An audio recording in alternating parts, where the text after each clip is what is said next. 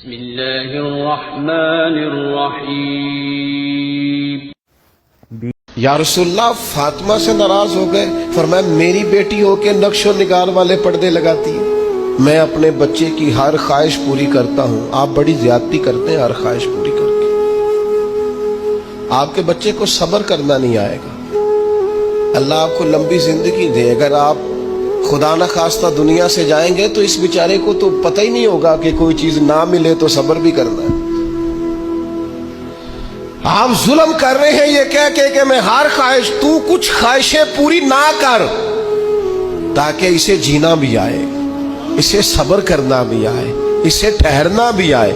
حضرت عمر رضی اللہ تعالی عنہ کا بیٹا زیادہ مال کما کے لایا تھا، تجارت پہ گیا تو فرمایا تیرے ساتھی تو تھوڑا کما کے لائے ہیں، تو کیسے زیادہ کما لایا؟ بس حضور فضل ہو گیا۔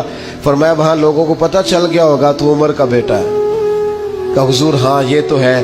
فرمایا جتنا نفع باقی لوگوں کو ہوا اتنا رکھ لے، اور باقی چونکہ تو نے باپ کا نام استعمال کیا ہے وہ مجھے دے، وہ میں مال غنیمت میں جمع کرتا ہوں، وہ تو نے باپ کے نام سے کمایا ہے، لہذا یہ احتساب گھر سے جب تک وہ کائنات کی سب سے شانوں والی خاتون، سب سے عزتوں والی بیٹی، کائنات کی ہر بیٹی اس بیٹی کے قدموں پہ قربان کر دوں جس کا نام سیدہ فاطمہ الزہرا ہے رضی اللہ تعالیٰ۔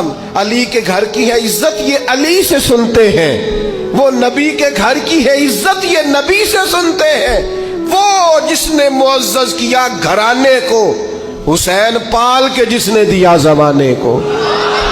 حضرت فاطمہ، نبی کریم جناب فاطمہ رضی اللہ تعالی عنہا کے گھر تشریف لے گئے تو انہوں نے دیواروں پر پردے لٹکائے ہوئے تھے اور منقش پردے تھے، نقش و نگار بنے ہوئے تھے۔ سرکار نے قدم اندر رکھا، حضور باہر آ گئے، جناب فاطمہ رو پڑی، مولا کائنات کو کہا بھاگ کے جانا، ذرا پتہ تو کرنا۔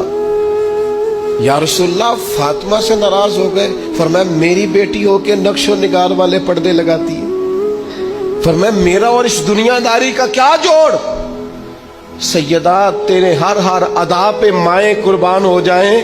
جناب فاطمہ نے فوراً پردے اتارے، اللہ کی راہ میں خیرات کر کے امت کو پیغام دیا، رنگے چمن پسند نہ پھولوں کی بو پسند، ہم کو ہے وہ پسند جسے آئے تو پسند۔